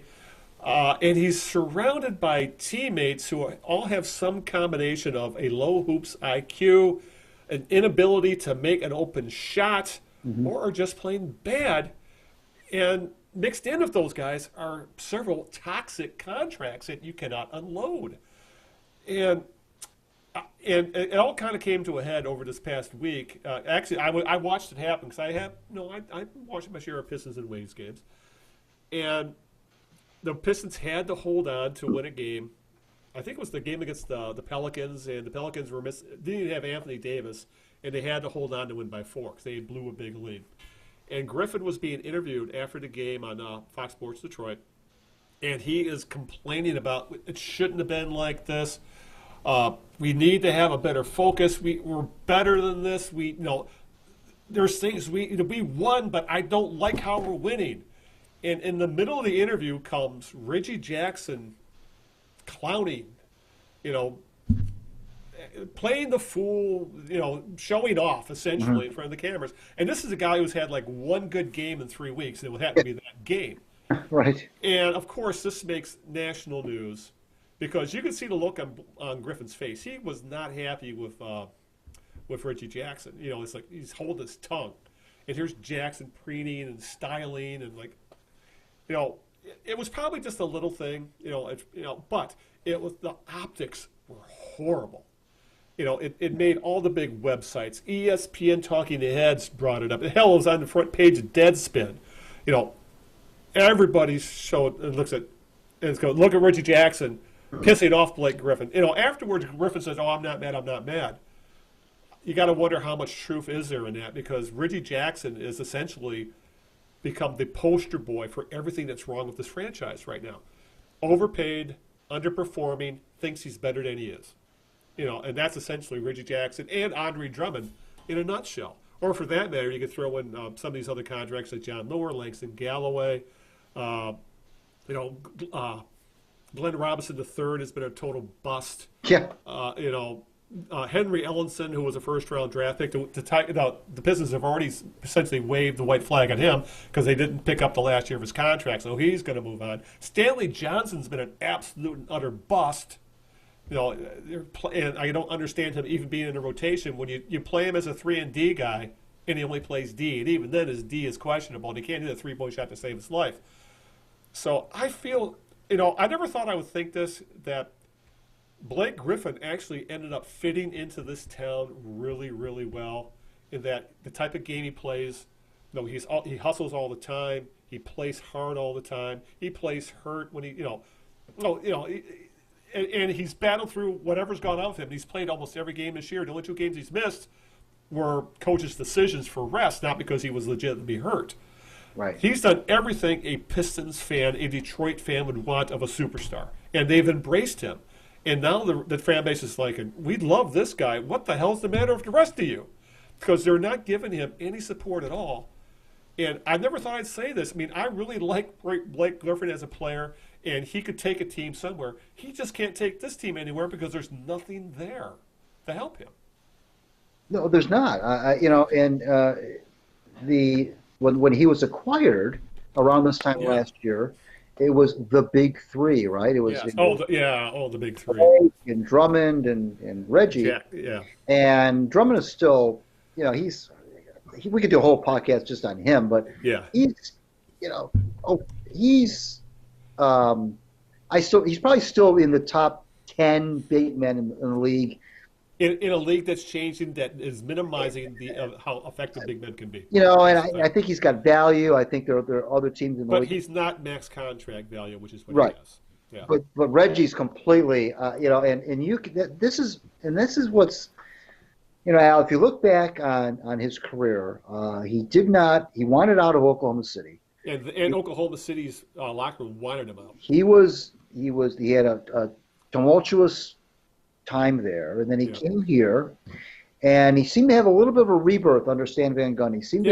He essentially was their best player on the playoff team. He seemed to be trending upward. I thought his future was bright here. I thought he was a point guard that could finally. And he thought he would continue to progress. Right, and I thought he was the point guard that could maybe that the Pistons had found a point guard who they could kind of say, okay, we're set at point guard now. And he's done nothing but regress in the last year and a half or so. And of course, he's been hurt, and I don't know if being hurt has contributed to that. I would say that the injuries, at the very least, he's not as quick and explosive as he used to be. I think And that was a big part of his game. I think it's not I don't think it's a secret that he's had trouble adjusting to Dwayne Casey. Yep. Not personally necessarily, but to his style of game. Right. And that's not helping. And and frankly, Al, if you really want to, you mentioned that there's Griffin, there's a bunch of nincompoops, but really, if you really want to put the GOAT, and when I say GOAT, I don't mean greatest of all time, because I'm tired of that GOAT acronym, but I mean a true GOAT. Yes. If you want to pin that GOAT label on anybody on the team, it's Jackson. Yeah. I mean, I think that his play has been so detrimental to the team. Yeah. That it has cost them games. I think that when you're actually glad that Ish Smith is in the game instead of Reggie Jackson, not to diss Ish, but that's not the way it was supposed to be. The way it was supposed to be was there's supposed to be a clear delineation between your starting point guard and your backup point guard. And the backup point guard, Al, has been outplaying the starting point guard for a long time, and that's not the way it's supposed to go. So he is. I'm not going to pin this whole mess on Jackson, but he is probably the worst offender because of his stature on the team. Right. And you mentioned Stanley Johnson, and you mentioned Ellenson, and you mentioned, those guys being kind of busted. Yeah, John Lure, guys who were over. Yeah, but I'm not gonna. It's not about. No, John but yeah, John Lure. They were all complementary pieces. Jackson was supposed to be a centerpiece. Blake and Jackson, maybe even more so. Excuse me, maybe even more so than Blake and Andre, were supposed to be that duo. Yeah. That was supposed to really complement each other and make each other better. And those two guys were supposed to be the linchpins of this whole thing. And instead, it's been all Blake, very little Reggie. Drummond just does his thing. He gets his million rebounds a night. He'll get 15, 20 points and get a million rebounds. Okay, that's fine. Yeah. But it's really the real synergy that I was looking forward to seeing develop since this trade was made was between Jackson and Griffin. Yep. And that has not happened. Yeah. And now you can say that it's Dwayne Casey's style, but Al, truly great players, and I'm not saying that Rich Jackson's the next Isaiah Thomas, but players that are supposed to be established starters in this league, especially at point guard, are not supposed to care who the coach is and what their style is. They should be able to adjust to that. And if you're that fragile, where a new coach coming in with a new style is going to, if that's indeed what's happening here, that's causing his game to regress so much and why he struggled so much, well, then there's something wrong with that player. There's nothing wrong with the system. Dwayne Casey's record speaks for itself. He's taken the Raptors from where the Pistons are now, basically, and turned them. He ended up turning them into, championship contenders, at least on the Eastern Conference side. Yeah. And I didn't hear any complaints about his system in Toronto. No. And all of a sudden now he comes here, and yes, of course it's a change. Of course it's a change. He relies on the 3-point shot way more than a lot of coaches in the league do, and certainly way more than Stan Van Gundy ever did. But that is also how the league is trending as well. Right. So I'm not gonna just sit here and give Reggie and say, well, poor Reggie Jackson, he's got a new coach, a new system, and that's why he's regressing. Well, that may be why he's regressing, but it's on him that he's regressing. If he's as good as he thinks he is, then he should not. Of course there's gonna be an adjustment period of sorts, but this is almost 50 games now. And he hasn't, he's. I would argue that he's worse now than he was at the beginning of the season. I'd agree with you there. So I don't. That's been the most disappointing thing to me, Al. And you can't just go out and get a point guard in the NBA like you and I would go to Walgreens to pick up some pack of chips. These guys take, They're hard to find, and they're hard to get the right one.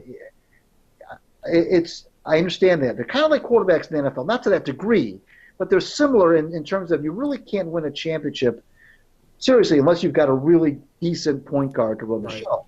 And I understand that the league is changing where you don't have true point guards anymore, and you've got guys. For the Pistons, for example, Blake Griffin touches the ball way more than any point guard does than any team in the NBA. In fact, he touches the ball more than really I think any player in the NBA. Period. Exactly, you're right. And so there's no. I understand that there's a change, but you still have to have an on-court general. If you're gonna have a guy in the team that's 6'3" or shorter, then he's got to be the ball handler. Nothing else. There's nothing else he can do on the court other than handle the ball. And he's just Jackson is just I don't get it. I don't know if he's fragile mentally. I don't know if he's. It's just infuriating to watch him play sometimes. It really is, or the team in general. And that kind of leads us to the trade deadline. NBA is about 2 weeks away, and the Pistons have to make a decision to buy, sell, or hold. And this really, it's Stefanski, who is essentially the de facto GM, even though I think he's still considered a senior advisor or something like that. He's got to decide what to do with this team. Is to improve the team, he's likely going to have to trade what future assets they have, which would be a combination of young players of upside like Luke Kennard, Bruce Brown, and draft picks, specifically a first-round draft pick, to get some kind of deal that might get Griffin some help. But even make that deal, you still got to figure out matching contract for contract, and would that deal really make that big of a difference? Would it get the Pistons into the playoffs? And it's really questionable if it would. They could try and cut bait on everything, say, I'm sorry, Blake, but we're going to have to rebuild the team. We're going to have to get rid of some of the dead weight around here. But unfortunately, when we're talking about guys like Reggie Jackson, he's considered a toxic asset at this point, making too much money, doesn't play very well, and in order to deal him, you have to take toxic assets back, like another bad contract, or you again have to throw in draft picks to be able to unload the guy. And what's likely going to happen, and I know Stefanski was on a podcast this week with Matt Derry with the Pistons podcast, and he said we're going to wait it out and see what happens. Essentially, he had said that one of the options is just wait for the contracts to start falling off the books, which would be another year with Reggie Jackson and another 2 years of Andre Drummond. And maybe in 2020 they might have some cap room to do stuff, because there's no way a team that's not in that is out of the playoffs is going to go over the luxury tax to maybe finish 500. So it really looks like you're either, if you want to try to remain competitive with Blake Griffin, you have to piss away the future. Or if you want to start rebuilding, you're going to probably have to get rid of Blake Griffin as well, because he's not going to hang around for a rebuild at 29, 30 years old. And there's the other option of hoping things sort themselves out by doing nothing. And be honest with you, the options this team has, Greg, I honestly think they're better off doing nothing this year, and maybe in the offseason they might be able to do something with these contracts, because teams will be looking for cap room. And so the Pistons could take back a 2 or 3 year deal that's equivalent to, say, Drummond or Jackson, who have shorter deals, and you might be able to put a mix together that could help Griffin. But, for all the people saying, well, let's trade for this guy, trade for that guy, who are you going to trade on this team? There's nobody other than Blake Griffin playing worth a damn. I don't know. I don't know. And frankly, Al, the Pistons, I know Stan's not there anymore, but the Pistons trade record has not been very good. They seem to be trading the wrong players. Yeah. They trade them at the wrong times in their careers. They don't. Look at what Spencer Dinwiddie, for example. That's just one of them. They haven't. They've gotten. Let's just put it this way: they've gotten rid of a lot of players off their roster in the last 5-6 years, who have gone on to much better things around the league. Yeah. They've made some weird moves from a financial standpoint that has put them in a box. I tend to agree with you that there really isn't anything to do here, but just wait this thing out. Probably, maybe miss the playoffs again. Yeah. Which in this town anymore, I don't. You know what, Al? I don't even think the Pistons not making the playoffs even gets anybody pissed off anymore. I think I'm not going to sit here and say that the fans have given up on them. But I think that it's becoming, it's almost like like expected now that they're not going to make the playoffs. So I don't think that now. You may say, well, geez, they're wasting Blake Griffin's. I was just looking at Basketball Reference, and Blake Griffin, I knew he was having a good year, but I didn't realize just how good it is when you look at his just the numbers compared to his numbers in LA. I mean, they're every bit as good, if not better, than any of the big seasons he had as a Clipper. So, you can say, you can lament, well, they're wasting a big year from Blake. He's going to be 30 in March. Okay, fine. But you would be wasting it anyway if you made a weird trade. If you got in the playoffs, what's going to happen? Yeah, let's get into it as an 8 seed, get knocked out. What's going to happen? You're going to win 37 games, make it the playoffs, lose in 4 straight to probably the Bucks or the Raptors or somebody. Right. And so what will have been accomplished? I mean, and then you're kicking it down the bucket down the road again as to being a mediocrity. I just, you mentioned Glenn Robinson III, and they brought in an old and decrepit, who was the other? Calderon. They brought him in. Oh, my God. Calderon is a point guard at this point? And, I mean, they've just, for 10 years now, 11 years, this team has just been absolutely spinning its wheels. Isn't it something how this team was once the model franchise, and now they're like the 70s Clippers on the East Coast? Well, you know what, Al? The thing about this franchise is, and this is why basketball will always be fourth in a 4-team town. Yeah. They have made so many weird, perplexing personnel moves, whether it's this is going back, I'm talking way back in the days of signing Ben Gordon and Villanueva. Yeah. They've done so many weird things. Josh Smith thing, God. Oh. They've done so many weird personnel moves, whether it's free agents or trades or cutting bait on guys that they shouldn't be cutting bait on, but because they're number 4 in a 4-team town, they're not raked over the coals for it. Right. The fan base here, if the Lions made as many, the Lions have made a lot of that, but if the Lions have made as many boneheaded personnel moves in the last 10 years as the Pistons have made. Yeah.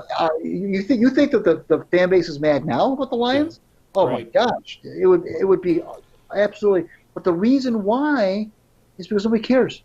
Yeah, nobody cares. Yeah. Now you're going to have your core people who are diehards and they're NBA, but they're more NBA fans than they are Pistons fans. Yeah. They're basketball geeks. They're gym rats. Yeah. These are guys that know the NBA in and out. Those type of fans will never go away.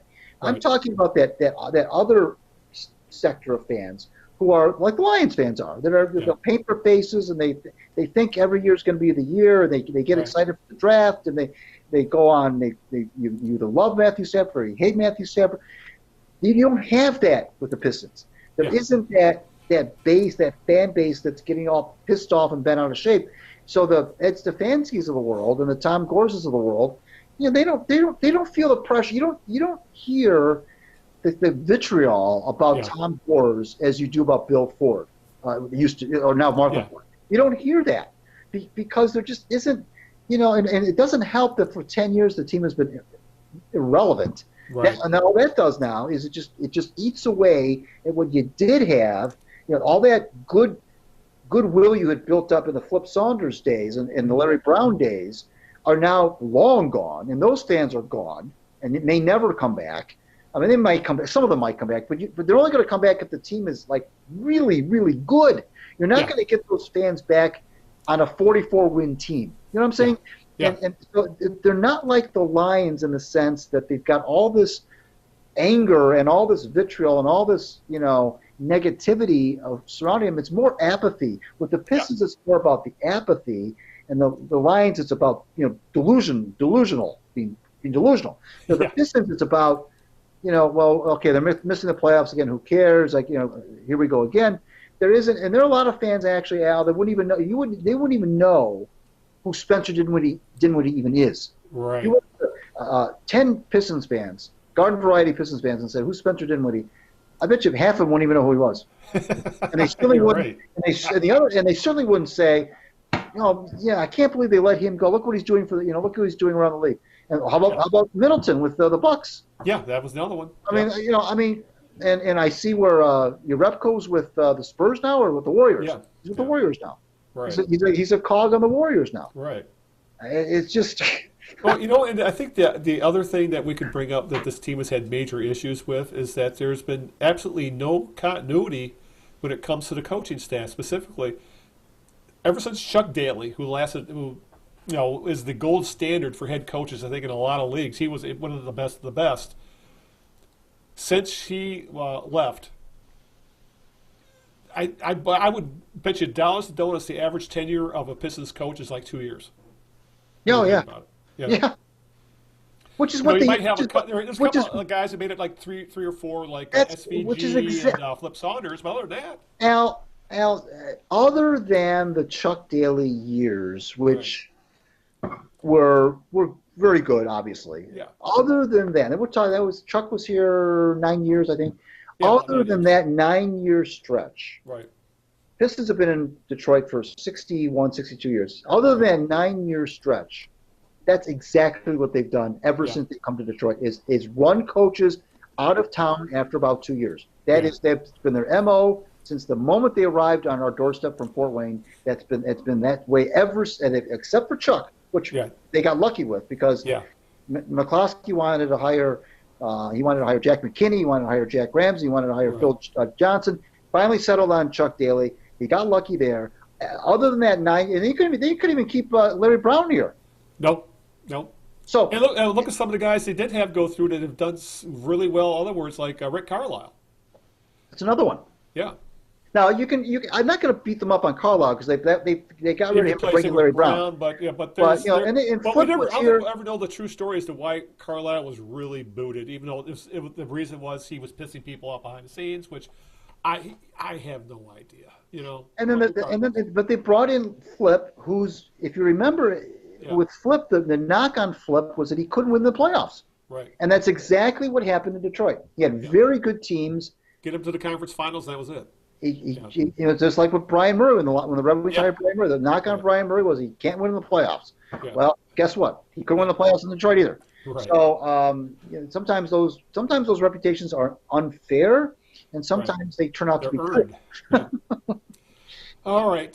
Before we wrap things up, we got at least touch on a team. I think that we could at least agree on we're starting to see at least a little bit of a light at the end of the tunnel, even though their record is not reflecting that yet.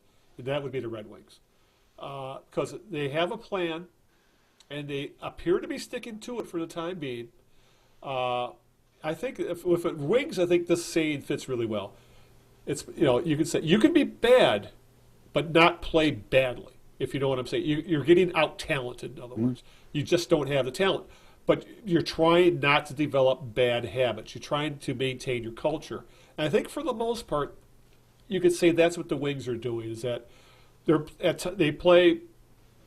There are guys on that team that are showing flashes of they could be centerpieces on a good team, like Larkin, Athanasiou, Cholowski, a few other guys. I mean, there's some young guys there that you could really build around, but it's just not completely all clicked in with these guys yet. They're probably another draft or two away of starting to legitimately starting that trek back up the standings and getting into the playoffs, and then you can start thinking about getting those a free agent signing to put you over the top. We're still probably a few years away from that because right now there's 2 points out of having the worst record in the NHL, but it's still, Greg, it feels like they're making progress. And when you're in a rebuilding situation, I think that's exactly how you want to feel about a team. And I think the fan base agrees is that we may not agree with all the decisions Ken Holland makes, but I think they can admit that there's a plan in place, they're following the plan, and we're starting to see some of the fruits of it. Well, what doesn't hurt is that they've actually, their drafts have been pretty good. Right. Now, part of that, if you were to grade them right now, you'd have to give them an incomplete in some areas because some players we're still trying to find out a little bit more about them. But I agree with you to a point. I think that you're right that it's been a matter of being out talented. I will buy that. However, there have been a lot of games now where the Red Wings have lost late or in the third period. They've blown a lot of third period leads. I I understand that they're out talented in some regards. Maybe some of that is being out talented, but they haven't learned yet. And I know this is a cliche, but they haven't learned how to win. And I know that's a cliche, but that's true. They have not been able to it's like the Pistons. They can't close out opponents. Right. And so I'll buy they're being out talented to a degree. Yeah. But I think there's also a coaching component that says, this has been going on for too long now. Into that. What do you think of the status of Jeff Blashill? Is he a plus or a minus with this team? It's hard. It's hard to. I look at him as, and I've given up on the Red Wings ever firing him during the season, so that's not going to happen. Yeah, I'm looking. Not the Red Wings way. Right. No, it's not. I called for his ouster a little over a year ago, but I know it's not going to happen. But the way what he is like so many coaches are when you're in these stages of development. He's a transitional coach. Right. He's probably not going to be the coach that will be the coach when the fruits of this drafting and development labor are realized. Right. He probably won't be here now. What does that mean? Well, I guess what I'm saying is that they probably won't extend him.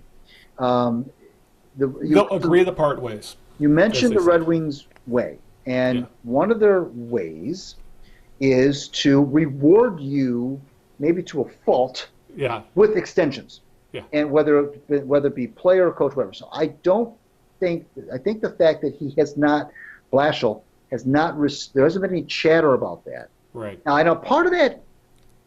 You have to kind of put an asterisk by what I'm saying, because part of that has to do with, I think, what could be and what we don't know maybe behind the scenes to be. The elephant in the room, it starts with a Y? Yeah. Yes. The front office may be more in flux than we believe it to be. Right. We don't really know what the status of that component is going to be. Right. There's a lot of blowback, as you know, about Yzerman. He abruptly resigned from or stepped down, I should say. Took a step back from the day-to-day operations role rather than running the day-to-day operations of the Lightning. Which, by the way, look what he's done there with the Lightning. They're a damn freight. So it stands to reason that he's going to be tied to the Red Wings. So part of the Blashill mystery might rest. That might be because of what's going on with the front office that may be changing as soon as this summer. Right. So that's why I'm saying put an asterisk, because I think that maybe one of the reasons why there isn't the chatter of Blashill being extended nobody's talked about it, is because they really, I don't think they feel like they can say anything about him right now. Right. Because the whole mix of who's going to be running the show up top in the executive offices could change quite significantly. And if that does happen, we were talking about, gosh, this town needs some sort of a jolt. Well, that would be it right there. Yeah, if the Red Wings hired Yzerman to run the team, that would be, forget all the other teams. You can forget the other teams. Yeah. The Red Wings would immediately rise to the top without question. They would be the most exciting team in town, just like they used to be back in the day. Right. So, and if that happens, then I think Blashill certainly would probably be replaced by somebody that Yzerman chooses. Yeah, I completely agree with you. I think, that's exactly why that Blashill is going to remain a lame duck, because of the Yzerman situation, because he's going to want his own guy. That's just how it's going to be. And Yzerman's got the cash, the cash to, I don't mean cash money, but cash to bring in, to attract a guy. You can get a Joel Quenneville or someone like that. He's got that kind of pull in the NHL. Quenneville he could even lure somebody who's currently under contract with somebody else. Yeah. And I'm talking about like a John Tortorella or somebody like that. Yeah. I mean, wouldn't that be fun? He's got that kind of let's bring pull. Torts. That would be. We'd have something to talk about every couple of weeks. Yzerman has that. He has that kind of pull that coaches like that. Yeah, between having an Yzerman of an original 6 team with the history of the Red Wings, they'd be jumping through hoops to come here. Yep. You're right. But yeah, it's. I guess what really set me over the edge with Blashill was the Cholowski incident that happened out west, I believe in Vancouver. He's from there. He had his entire family out there to come watch him play, most of them for the first time in NHL. And that's the game he decides to bench him. Give him a healthy scratch. He couldn't have done it the game before, couldn't have done it the game after. He had to pick that game. And that's the one thing that's always gotten me with Blashill is that he seems to over-punish the young players. Yet when's the last time an Abdicator or an Erickson or someone like that has been said, you need to sit for a game and think about what you've done? Yet he has no qualms doing that with these guys. And even worse with Cholowski was the personal situation surrounding it. I think more than anything, I think that's what has really got me on the bad side when it comes to wanting Blashill around. It's just things like that. It's just, that would, I think, there's one thing being a coach and wanting to have a little discipline. Sometimes you say, you got to think about it's not like Cholowski isn't the only one playing bad at the time. That's the thing that just set me over there. It's like, be human. I know you're a hockey coach, but be human for once. And that, I think, right there kind of said that, if I'm Cholowski, I'm pissed. And it could go one of two ways. Either he's going to prove him wrong, or he's going to go in the other direction and just, go off the deep, just go off the rails as a bad player. That that's a high risk move if you ask me. We talked a little bit before about Nick Castellanos and how Brad Ausmus would always pull him out of the game late in games at third base, and I said that didn't do anything for his confidence and so forth. And the Tigers weren't exactly championship contenders at the time, and so you make an excellent point about Blashill. I agree with you. That's been one of my pet peeves as well. Yeah. With him is that he is not. You're right. You're absolutely correct. He has not taken. He's not put his foot down with. And you mentioned Abdicator and so forth. There's a lot of.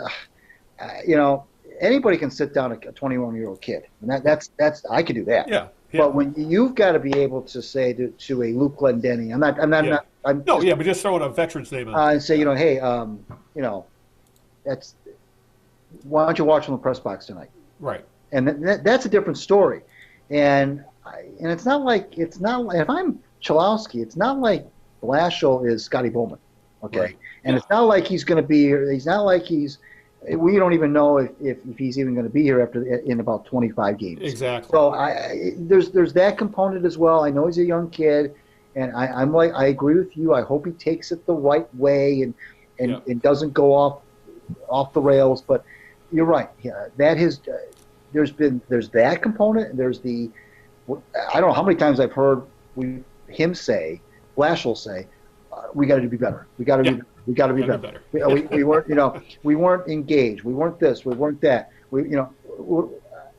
There seems to be some sort of a disconnect between, and let's face it, Al. Yeah. Under Jeff Blashill, there's a group of core players that have not gotten better since he's been here. In fact, they've gotten worse. Abdicator, Nyquist, Tatar, who's no longer here. I can name several more players who have either stayed where they're at or have gotten worse. It feels like Larkin's the outlier. He's gotten better, but But sometimes guys can't help but get better because they're so young. They're good, They're so young and they're so good they can't help but get. Yzerman got better. Yeah. He was playing for horrible teams. Yeah, you're right. For horrible teams. Yeah. So you can't. But there are not enough players, Al, who have been here when Jeff got here. And I'm holding, for people who aren't watching this, I'm holding my hands in front of my face, and who have not taken that step. I'm now raising my hands above my head. Who have not taken that next step. There are too many of them, Al. Truly, look at Tortorella, and I'm going to talk about him again. When he joined the Blue Jackets, that team was a mess, and he almost instantly brought instant credibility, and B, he took that team, and they immediately shot up, almost as soon as he got there, and Blashill's been the coach now for, I think this is his fourth year. This is fourth year. And there are too many players, Al, who have supposedly when he got here in 15, when Blashill got here in 15. Now obviously, Mike Babcock saw the writing on the wall and he got up. I understand that. But still, when Blashill got here in 15, there was still a core of players who I thought could take another step, and they were. Yeah. An applicator and players like that, and none of them, even the goalie Mrazek, none of them took that next. None of them improved. Yeah. Not one of them.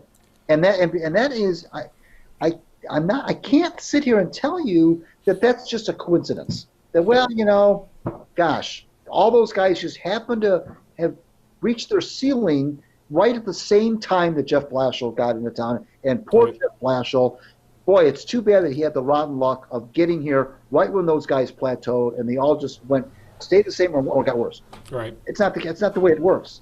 Whether it's fair or not, there are too many instances where coaches come in and players like that do get better. Yeah. They do respond, and they do produce more. And Advocator got his money, which, by the way, I'll full disclosure, I campaigned the Red Wings to lock him up to a long-term contract. I was that bullish on him. Yeah. I'll admit it. I was one of the ones who said, lock him up, give him a big long-term contract, make sure get him taken care of, and let's move on. Well, ever since he got his money, he's been garbage, absolute garbage. And I thought he was a potential captain candidate. Yep. Yeah, a lot of people did. I don't think that anymore. Not anymore. I think it's got to be Larkin. I even wrote a column about that. Should be Larkin. Should be Larkin right now. Yeah. And but so I don't. For all of those reasons, Al, I don't see. Even if the Eisman thing was even happening, I wouldn't think that the Red Wings would hitch their trailer onto Jeff Blashill for another 3 or 4 years. I don't see why. I don't see where you can make a case if you're in the Blashill camp. I don't know where you can make a case that says this guy needs to be re-upped for another 3 or 4 years. I don't see the case. Right. Yeah, I'm with you there. And I have a feeling next time we talk, we'll be talking about what the Wings did at a trade deadline. So there's a lot of stuff floating around about the possibilities of dealing Jimmy Howard, who has played at an all-star level this year. He actually he played the all-star game last night. And probably Gus Nyquist, which are probably their 2 big trade ships at this point, because Howard's going to be a free agent to be. So we'll see what happens. But there's a ray of hope with the Wings, but I think that hope comes with a cadre of a few players and the Yzerman thing hanging over on the side there. If you put those two together, there's a ray of hope there. More so than we'll see of a couple of the other teams in this town, that's for sure. All right, let's wrap the show up, Greg. So we've been ranting and raving about how things suck in this town for like an hour and 45 minutes. Who's your jerk of the week? So let's talk about more things that suck. I'm going to once again complain about the Detroit sports media. Sean Windsor of the Free Press wrote a column today about, I think it was today or yesterday, about, well, the Saints fans shouldn't be complaining because guess what's happened in Detroit? Well, my beef with this piece is that if you're a true journalist, I can't imagine what the Jerry Greens of the world and the Joe Falls, God rest his soul, and George Puskis and Charlie Vincent and right down the line would think about this. But Windsor injected himself by using the dreaded "we" and "us," and that just drives me insane. Yeah, you can't do it. You can't write a piece like that and say "we" and "us." It just, to me. Now, maybe I'm old school. Maybe I'm on the wrong side of this. And maybe if you poll people, it doesn't bother them. But I can't take anybody seriously, Al, who's going to be a journalist for one of the major papers, who's going to say "we" and "us" when they're talking about the fans.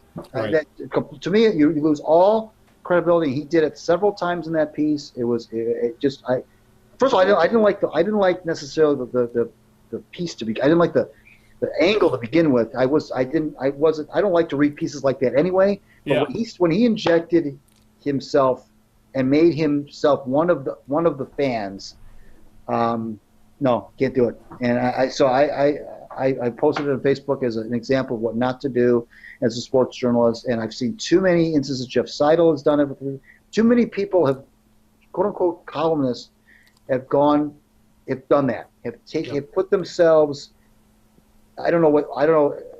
Maybe they feel that resonates with people. I just think that they may as well say, you know what? Then you may as well just have a blog.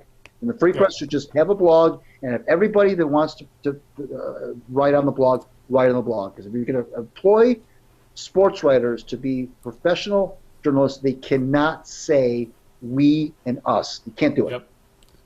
I'm completely with you. Hell, we don't even do it on this show.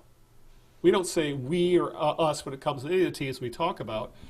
And I thought the column was kind of silly anyway. Big difference between, a lot of these bad calls that have gone against the Lions most of them have been in regular season playoff games. I know he harped on the one that happened in the Dallas playoff game 3 years ago, but even that was a wild card game, and even that happened with like 8 minutes left to play. The Lions had plenty of opportunities to still win that game, and the Lions were ahead in that game now, 14-0. Yes, they were. They should have won that game anyway. Yeah. So,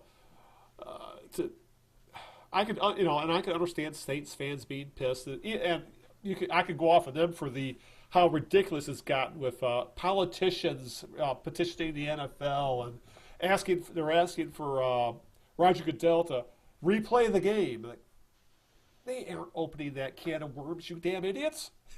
It is what it is. They made a bad call. It got missed. You're going to have to live with it. And a lot of it's happened to every damn team out there. But I am completely with you. When a columnist or a beat writer or anybody who writes about a team should never use we or us when writing about said team. I am completely in agreement there. That's a no-no. It really is. It's unprofessional for what else? Do they cheer in the press box? Is that the next thing they do? I don't know. Maybe they do. They better not. All right. I'm going to say for my jerk of the week, I'm going to say in the same general area with this, but my jerk of the week are fans, and specifically fans who, when bad news comes out, they attack the messenger, specifically beat writers and columnists. An example we had this week is, I'm sure you're aware of the ESPN expose about what was going on in Cleveland with the Browns. And Browns fans were pissed, and they were pissed at ESPN for reporting it. Or we saw the same thing here in Detroit with fans of the Lions being completely over the top pissed off at the Detroit news writers for reporting on Matt Patricia's rape allegations. Right. It's like, they're doing their job, and they're like, and for some reason, there's a segment of the fan base who thinks that anything that gets written about a team has to be good. There can't be anything negative written about a team, or you're against us and you're against the team. And we've talked to beat writers, we know what the innocent. They could give a shit. They don't root for a team. They just root for good stories and stuff to write about. They could care less if the Lions or Tigers or Pistons, whatever, win or lose. They just it's their job to be impartial, write about the team, write about the things, what they say and what they think. And the fact that a lot of fans just can't get it through their head that, if you want that kind of reporting, then you go right to the team website. And they got, read Keith Langwell of the Pistons or Tim Twentyman of the Lions, who write team-approved garbage, if you ask me. There's nothing, anything bad about what's going on with the teams. It's just, well, this is going on, and this is going on, and this could happen, and that's that. So my jerk of the week are fans who take out their anger on the wrong person. They should be angry at the damn teams rather than the people reporting on the teams. That's always been a huge, huge pet peeve of mine. And if you go on social media, it's awful what fans are like. Well, the same fans, Al, that were complaining that the Lions don't have a running game are now upset that they hired an offensive guy who that did a running game, yeah. That runs the ball. Whatever. Yes. All right. I guess it's about that time. Anything? I guess let's get out the thank yous and what to look out for in the show and go from there. Yes. Once again, follow the Knee Jerks on Twitter at the Knee Jerks. Follow me on Twitter at Greg. Facebook.com/the Knee Jerks is where you can find us on Facebook. And Al will tell you in a couple seconds where to find the podcast in general, both the video version and the audio version. I want to thank my lovely wife Sharon, and thank you, Big Al, for making Monday night so gosh darn fun. Sunday night so gosh darn fun. And by the way, I can only see the top of your jersey. What hockey jersey are you wearing, or is that a football jersey? Penguins? What the hell? I've been a big fan of Penguins, the animal, for years, and I'm not gonna show it, but on the back it has my last name on it, not Mario Lemieux or Malcolm. All right, well, I'll cut you a little slack. I'll cut you a little slack this time. So. Well, I've worn my Lions jersey and Tigers jersey on this show before. I just got a Nike T-shirt on this week, so. But I had to get that out of the way because I was just wondering. So, all right, with that, if you want to catch the show on the various outlets, of course, there's YouTube. Just search the Knee Jerks on YouTube, the Knee Jerks Eno and Big Al, where you can see our ugly mugs talk about the sports for an hour and a half, hour and 45. Of course, we're available on iTunes. Again, search the Knee Jerks Eno and Big Al. We're on Stitcher. Eno and Big Al is the keywords again, as always. And, of course, you can get a direct download, or you can subscribe via RSS for people who still do that on our actual podcast webpage, where you can directly download the podcast at thekneejerks.net.